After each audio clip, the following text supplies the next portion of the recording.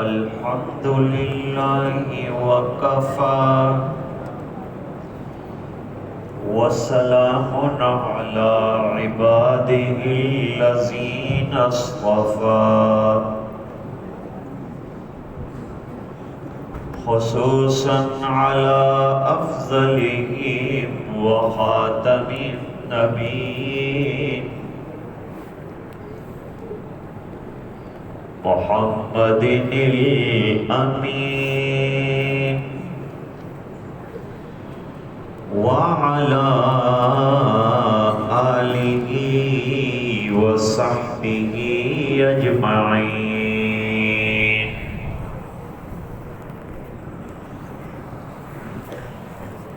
أما بعد فأعوذ بالله من الشيطان الرجيم. بسم الله الرحمن الرحيم.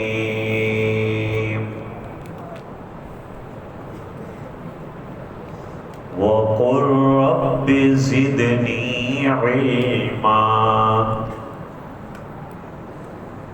صدق الله العظيم.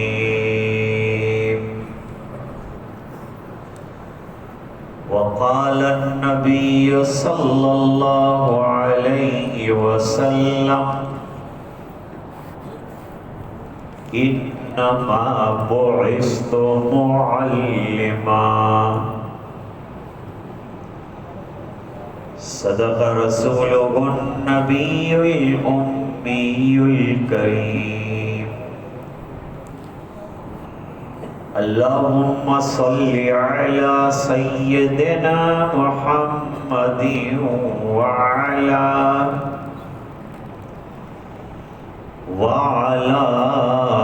آل سيدنا محمد وبارك وسلم.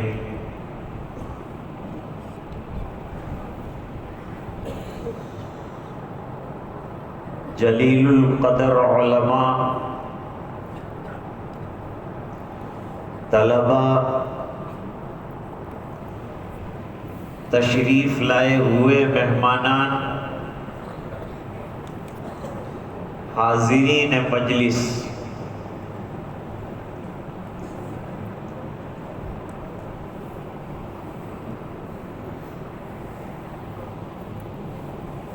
علم ایک وقی چیز ہے.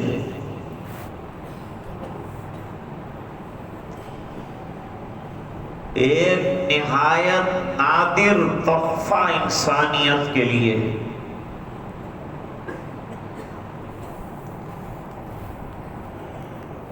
جو انسان کو انسان بناتا،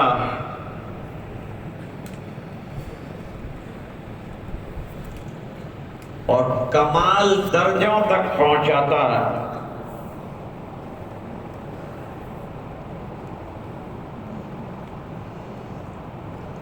جتنے انبیاء کرام تشریف لائے،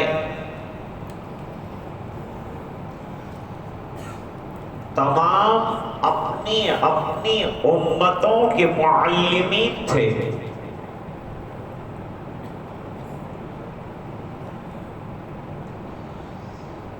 اور انہوں نے اپنی امت کی تعلیم اور تربیت فرمائی.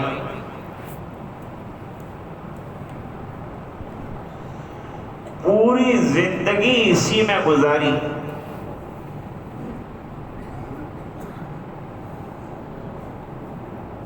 سب سے اخیر میں نبی الانبیاء، تاجدار بطحا، آقائے نامدار احمد مجتبی محمد مصطفیٰ صلی اللہ تعالی علیہ وسلم تشریف لائے.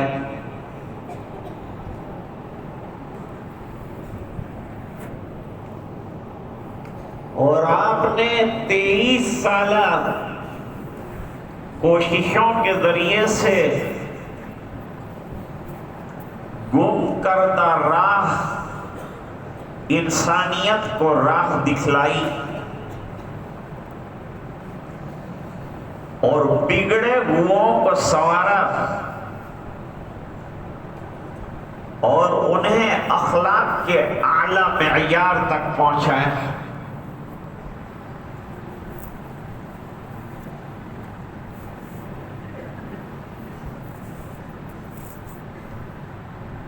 انسان کی پہچان اور اس کا ویلیو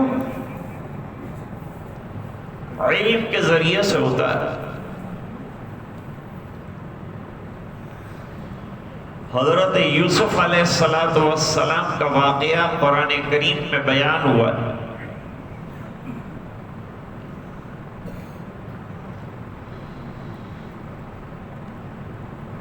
حضرت یوسف علیہ السلام نے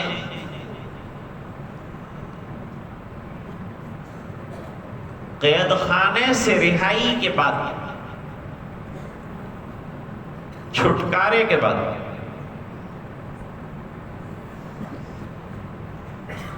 بادشاہ کی خدمت میں جب وہ پیش کیے گئے اور بادشاہ کو یہ معلوم ہوا کہ یہ خواب کی تعبیر اور تعبیر کے مطابق 7 سال کا بڑا پروگرام جو ہے اس میں عمل کر سکیں، حضرت یوسف علیہ السلام نے فرمایا کہ جتنی وزارتیں اور تمام قلمدان موقوف کر دیے جائیں اور ملک کے خزانے کی چابی میرے حوالے کر دی جائے۔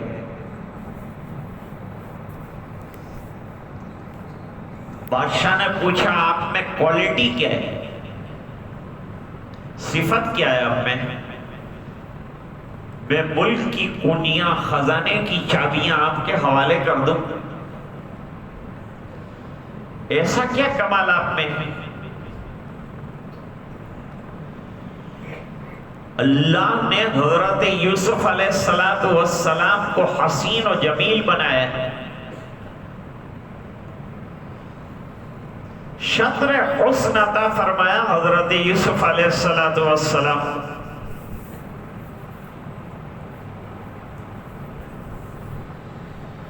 علماء نے لکھا کہ حضرت یوسف علیہ السلام کو حسن ملا، سرکار کو جمال ملا، اور جمال کلی ہے اور حسن جزوی۔ حسن یوسف دم عیسیٰ ید پیدا داری، آنچ خوبا خما دارند تو تنہا داری۔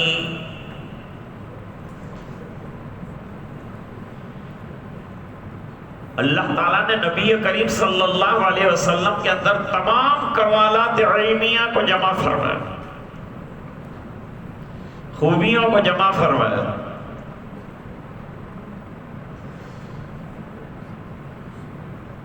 تو جب کوالٹیز بیان کرنے کا موقع آیا کہ مجھے خزانہ دیجئے، مجھے کرسی سونپیے، مجھے وزارت اور قلمدان تمام دے دیجئے، میں چلاؤں گا ملک کو، تو فطری طور پر بادشاہ نے پوچھا کہ ایسی کوئی صفات ہیں آپ میں؟ تو حضرت یوسف علیہ السلام نے حسن و جمال کو آگے نہیں کیا، بلکہ یوں فرمایا انی حفیظ علیم،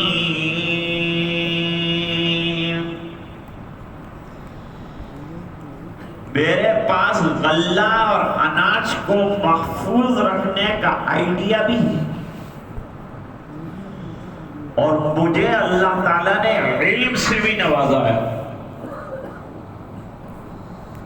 علم سے آدمی کا درجہ بڑھتا ہے، مقام عالی بنتا ہے، اس لیے اتنی حسین جمیل نہیں فرمایا بلکہ حفیظ علیم فرمایا۔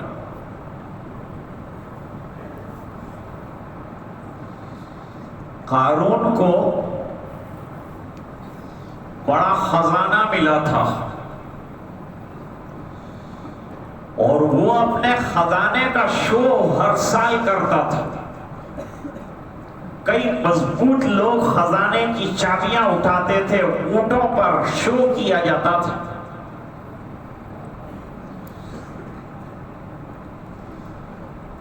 جو بیچارے کمزور لوگ ہوتے تھے وہ دیکھ کر مچل جاتے تھے.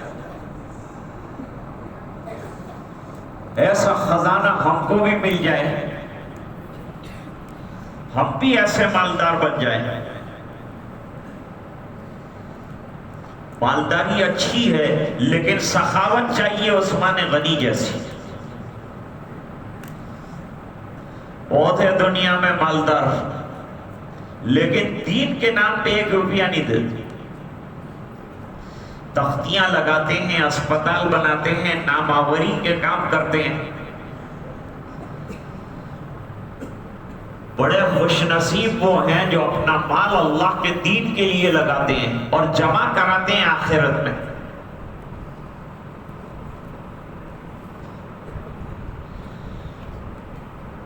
الحمدللہ اللہ کا بڑا احسان ہے کہ اتنی شاندار مسجد بنی. 12 کروڑ کا خرچ کیا اور دل کھول کر کیا.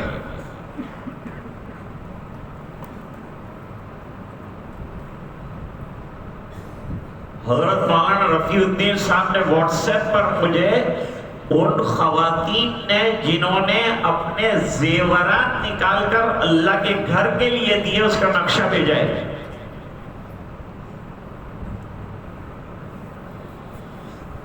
اور ٹوٹلی اللہ کے راستے میں اللہ کے گھر کو دینے میں مردوں سے عورتیں آگے بڑھ گئی. حالانکہ نماز آپ کو پڑھنی، ان کو نہیں پڑھنی، ان کو گھر پر پڑھنی.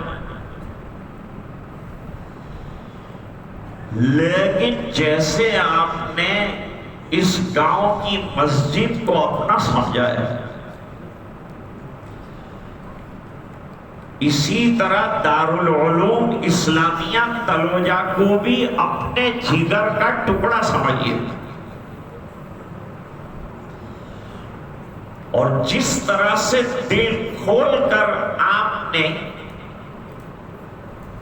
یہاں عطا فرمایا ہے، اللہ آپ کے اموال میں برکت عطا فرمائے، تو آپ مدرسے کو بھی دل کھول کر دیں. کیوں؟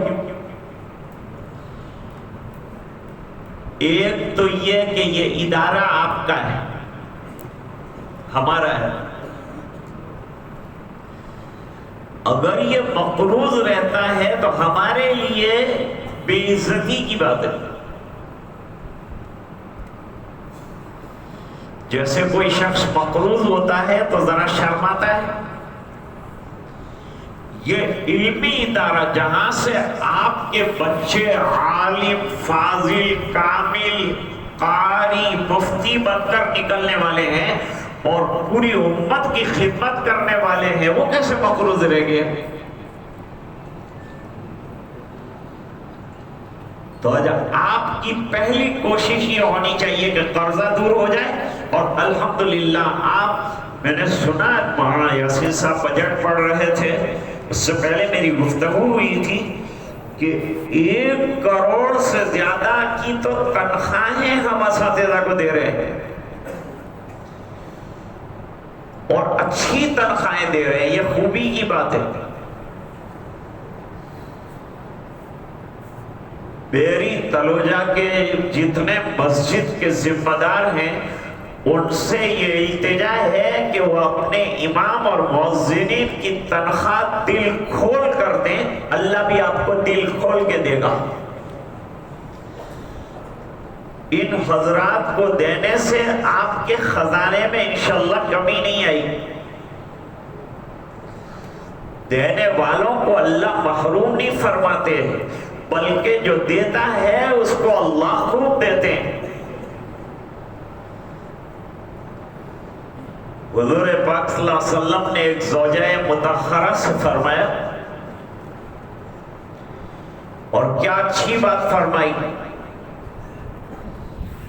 کہ تم گن کر رکھے گی اور گن کر دے گی تو اللہ بھی گن کے دے گا، اور تو بے حساب دے تو اللہ بھی تجھے بے حساب دے گا۔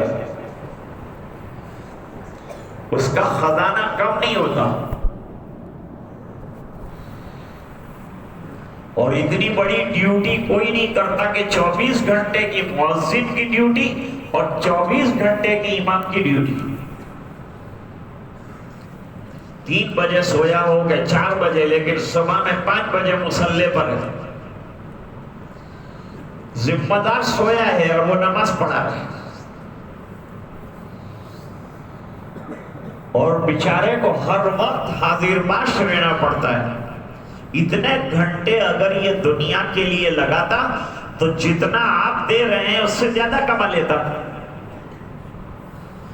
لیکن جب اس نے امت کے لیے اپنی اوقات، اپنی صلاحیتیں، اپنی زندگی کو وقف کیا ہے تو ہمیں اس کی قدر کرنی چاہیے۔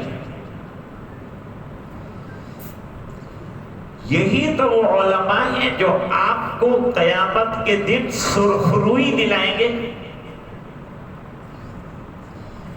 یہی تو وہ علماء ہیں جو آخرت میں آپ کے بچوں کو جنت دلوائیں گے۔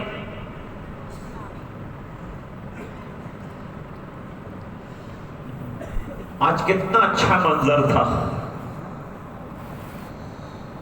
کتنا سکون سے آپ نے، یہ تلوجہ کے اندر سکون کم ہے، مجمع میں کمزوری ہے،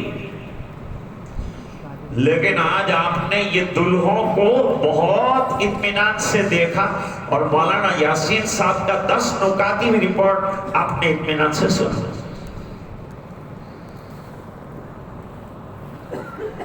تو اللہ تعالیٰ نے آپ کے اندر صلاحیتیں کوٹ کوٹ کر بھری ہیں، اب یہ صلاحیتوں کو بروئے کار لانا ہے۔ دیکھو ایک بات سمجھو، تقریریں تو روزانہ ہوتی ہے آپ کے یہاں، تو میں کوئی نئی تقریر تو کر نہیں سکتا۔ ڈاکٹر بننا ایک کام ہے، انجینئر بننا ایک کام ہے، لائر بننا ایک کام ہے، تو عالم بننا کام نہیں ہے۔ اگر کوئی عالم نہ بنا تو نماز کون پڑھے گا، امامت کون کرے گا؟ کوئی نہ پڑھا تو اتنی شاندار مسجد میں اذان کون دے گا؟ سب نے ڈاکٹری اور انجینئرنگ شروع کر دی تو ہماری آئندہ آنے والی نسل مسلمان کیسے رہے گی؟ ان کو کلمے کون پڑھائے گا؟ ان کو عقیدے کے سبق کون پڑھائے گا؟ ان کو تعلیم الاسلام کون پڑھائے گا؟ ان کو قرآن کون پڑھائے گا؟ ان کو نماز کون پڑھائے گا؟ نماز پڑھنے کے لائق کون بنائے گا؟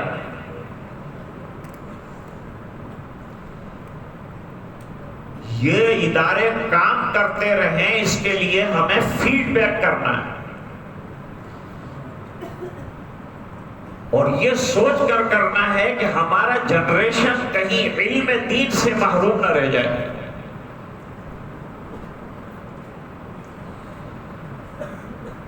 آج میں مغرب میں حاضر تھا، مجھے ایک بات سے بڑی خوشی ہوئی، وہ یہ تھی کہ جب اذان ہوئی تو مسجد میں بھی اذان گونجی، اور مسجد کا ہر مقتدی چوکنا ہو گیا کہ اب ہمیں نماز پڑھنی۔ الحمدللہ یہ پیش رفت بہت قابل مبارکباد ہے، ایسی آواز آنی چاہیے ہمیشہ، 5 وقتہ نمازوں کی جیسے باہر جا رہی ہے مسجد میں بھی آنی چاہیے، پتہ چلے کہ اذان ہو رہی ہے۔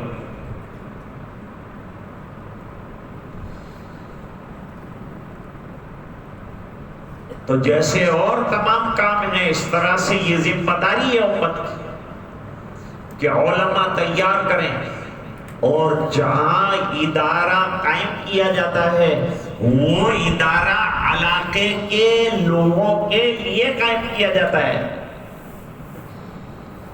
سب سے زیادہ فیض یاب آپ کو ہونا ہے. اور اگر دل میں ڈر ہے آپ کے کہ بچوں کو ہم علم دین پڑھائیں گے تو دنیا سے محروم رہ جائیں گے، یہ بات اپنے ذہن سے نکال دیجیے. اور بچوں کو کم سے کم حافظ قرآن بنائیے، اسے بہترین قرآن کریم پڑھنے والا بنائیے. اور گاؤں میں علماء تیار کیجیے.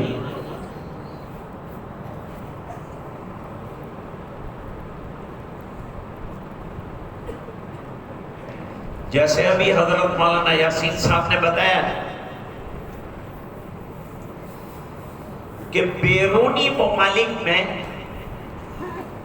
بچے دنیاوی ایجوکیشن کے ساتھ دین کا علم بھی بہترین حاصل کرتے ہیں. ایک طرف پروفیسر بنتے ہیں، ایک طرف عالم بنتے ہیں. ہمارے بچوں میں اتنا ٹیلنٹ ہے کہ ایک ہی وقت میں یہ حفظ قرآن کی صلاحیت بھی رکھتے ہیں اور اسکول میں بہترین مارکس لا کر اچھا ایجوکیشن بھی حاصل کر سکتے. اب تو میں یہ عرض کروں گا کہ آپ کو اپنے سلیبس کا بہترین اسکول قائم کرنا چاہیے جہاں آپ دنیاوی ایجوکیشن دیں لیکن دینی ماحول میں دیں. دینی ماحول کے ساتھ دنیا کی تعلیم چاہیے. دنیا کی تعلیم وقت کا تقاضا ہے اور دین کی تعلیم مقصد زندگی ہے.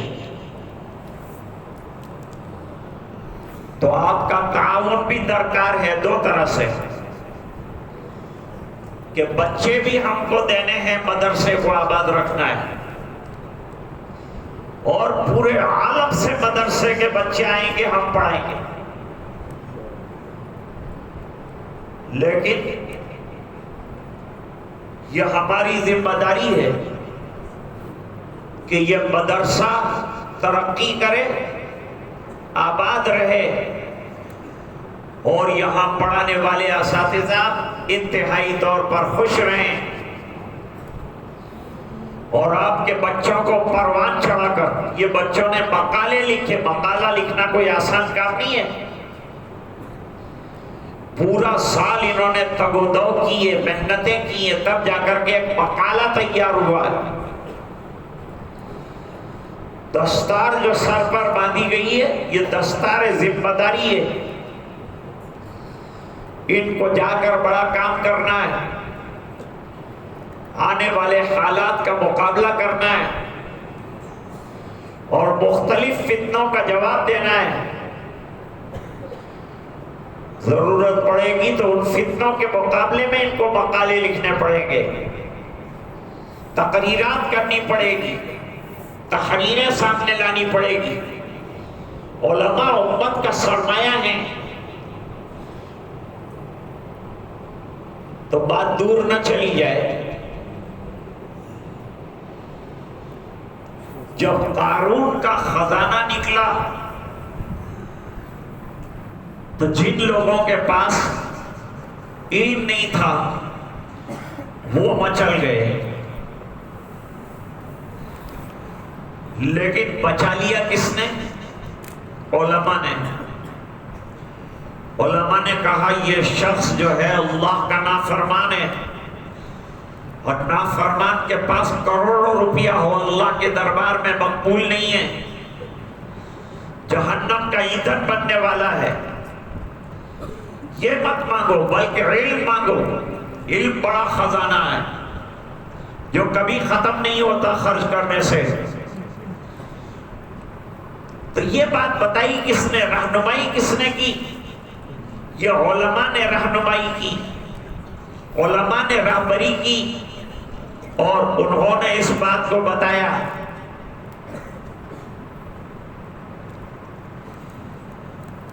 یہ بچے جو اب فارغ ہو کر اپنے اپنے دینی کاموں میں لگیں گے، ان کو دو چیزوں کی ضرورت ہے۔ ایک تو ان کو علم میں رسوخ حاصل کرنا ہے، اور علم میں رسوخ حاصل کرنے کے لیے ہر وقت اپنے اساتذہ سے مشورہ کرنا ہے۔ دوسری طرف تمام طلباء کو جو فارغ ہو رہے ہیں مختلف کتابیں دی گئی ہیں، کتابوں کا مطالعہ کرنا ہے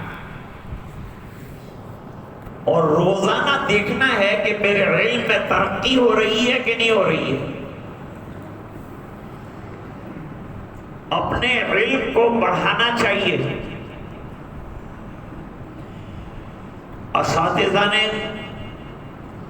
جتنا دینا تھا، جتنا عطا کرنا تھا، وہ آپ کے کشکول میں ڈال دیا ہے۔ کوئی استاد اپنے طالب علم کو علم دینے میں کمی نہیں کرتا۔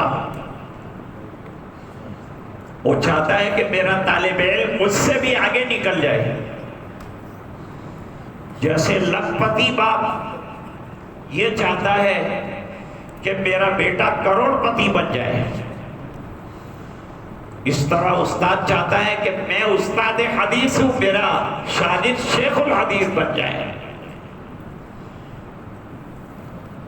خوب ترقی کرے، خوب دین کا کام کرے، خوب دین کی خدمت کرے۔ ایک چیز ہے رسوخ، دوسری چیز ہے خلوص۔ علم کے اندر خلوص چاہیے۔ علم جو پڑھا ہے آپ نے، اس کا مقصد کیا ہے؟ علم کا مقصد اللہ کو راضی کرنا ہے، اللہ کی رضا کے لیے پڑھنا ہے، اور یہ اللہ کی رضا والا نظام زندگی میں آ جائے، اس کے لیے کسی اللہ والے سے اپنے آپ کو جوڑنا ہے، کوئی اللہ والے سے وابستہ ہو جائے۔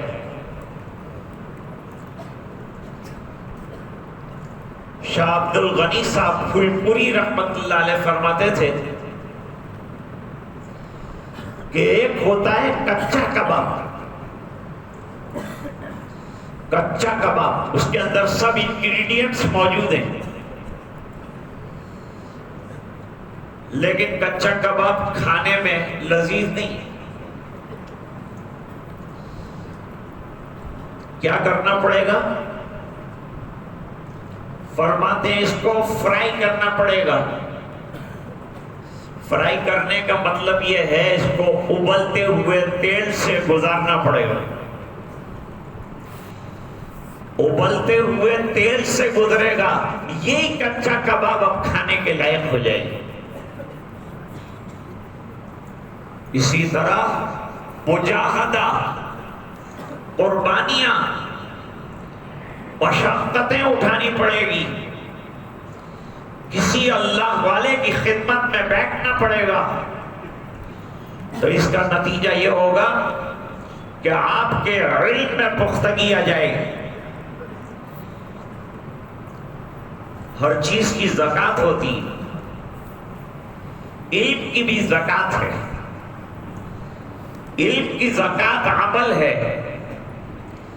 زندگی عمل سے معمور ہونی چاہیے۔ جو پڑھا ہے اس پر آپ کا عمل ہونا چاہیے۔ مدرسہ بننے کی جگہ ہے، جو مدرسے میں بن گیا وہ ہمیشہ کے لیے بن گیا۔ اساتذہ کی دعائیں تو اپنی جگہ کام کرتی ہیں، اسی سے آدمی کا گاڑا چلتا ہے، اسے بیکار نہ سمجھے۔ میرے والد صاحب حج میں گئے تو حج میں جانے کے وقت ایک صاحب سے ملاقات ہوئی۔ आलिम नुमा नजर आ रहे थे। भाई कहां से आए हो? कहा कुस्तुंतनिया से आए हो। मुझसे क्यों मिले? कहा मैं आपका शागिर्द हूं। आजकल क्या करते हो? फरमाया दारुल से फारिग हुआ, कुस्तुंतनिया चला गया, आज अल्लाह ताला कुस्तुंतनिया में काम ले रहा है। ये उस्तादों की दुआ का असर है। मेरे वालिद साहब रहमतुल्लाह अलैह रात को तहज्जुद में दौरे के तलबा के लिए दुआ करते थे कि अल्लाह मैंने पढ़ाया नहीं बराबर, हक नहीं अदा हुआ, लेकिन अल्लाह जैसे भी हैं, टूटे फूटे जैसे भी हैं, अल्लाह इनको कबूल कर ले और इनसे काम ले ले। तो अल्लाह ताला ने उनसे काम लिया। मौलाना यासीन साहब मेरे वालिद साहब के शागिर्द हैं, वो कितना काम कर रहे हैं, हमारे सामने है बिल्कुल। ये जब पढ़ने के जमाने में बिल्कुल लाउबाली थे,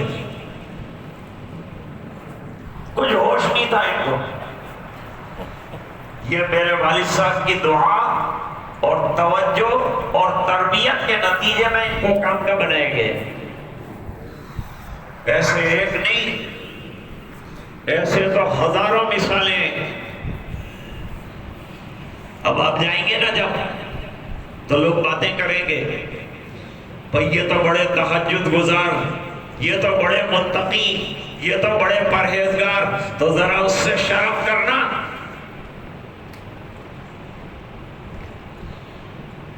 इमाम आजम अबू हनीफा रहमतुल्लाह अलैह के लिए मशहूर है कि इशा की नमाज से जो वजू बनाया, फजर की नमाज भी उसी वजू से पढ़ते थे और 40 साल तक तहज्जुद पूरी रात जागते रहे और इबादत करते रहे। ऐसा क्यों किया? ऐसा करने की वजह क्या हुई? खुद बयान फरमाते हैं, हजरत इमाम अबू यूसुफ रहमतुल्लाह अलैह से कहा कि मैं रास्ते से गुजर रहा था, दो आदमी किनारे पर खड़े थे, उन्होंने मुझे देख लिया और देखने के बाद कहा, जानते हो ये कौन है? ये नौमान इब्न साबित हैं, इनको अबू हनीफा कहते हैं। कहा इनकी खूबी क्या है?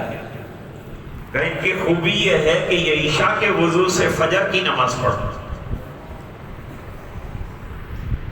इमाम साहब फरमाते हैं कि मैं तो ऐसा नहीं कर रहा था, लेकिन मेरे बारे में लोगों का ये गुमान सुनकर मुझे बड़ी शर्मिंदगी हुई और मैंने तय कर लिया कि आज से रात को नहीं सोऊंगा। 40 साल तक ये सिलसिला जो है वो जारी रहा। ये ईद कितना बड़ा है इसका अंदाजा लगाया आपने? इमाम मोहम्मद इब्न हसन शैबानी रहमतुल्लाह अलैह का इंतकाल हुआ।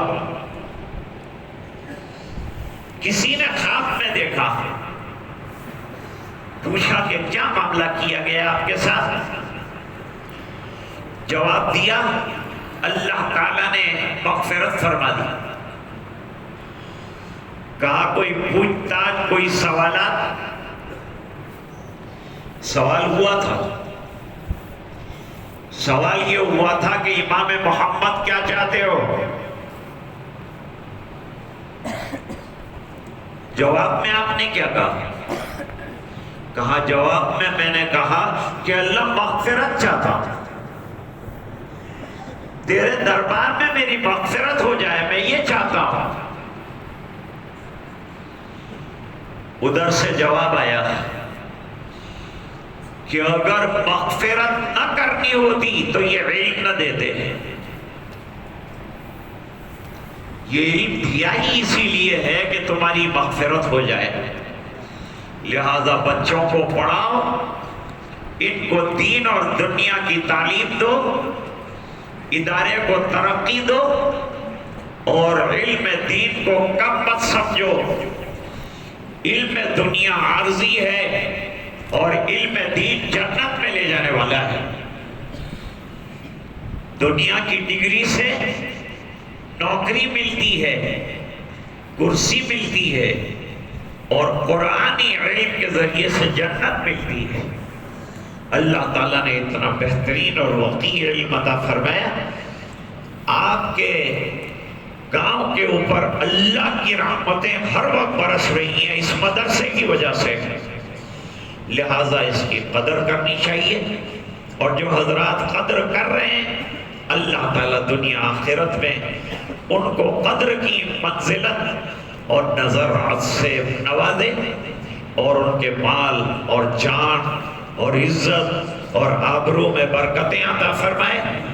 اور جو حضرات فارغ ہو کر جا رہے ہیں وہ اپنے آپ کو فارغ نہ سمجھیں، بلکہ ذمہ داری کے احساس کے ساتھ اپنے آپ کو دین کے کام میں لگائے رکھیں. برابر سامنے والی گھڑی 11 بجا رہی ہے اور میرا شرط تھی کہ 11 بجے ختم کرنا ہے. لہٰذا آج کی بات کو آپ حضرات سے معذرت کے ساتھ ختم کرنے کی اجازت چاہتا ہوں. وآخر دعوانا ان الحمد للہ رب العالمین.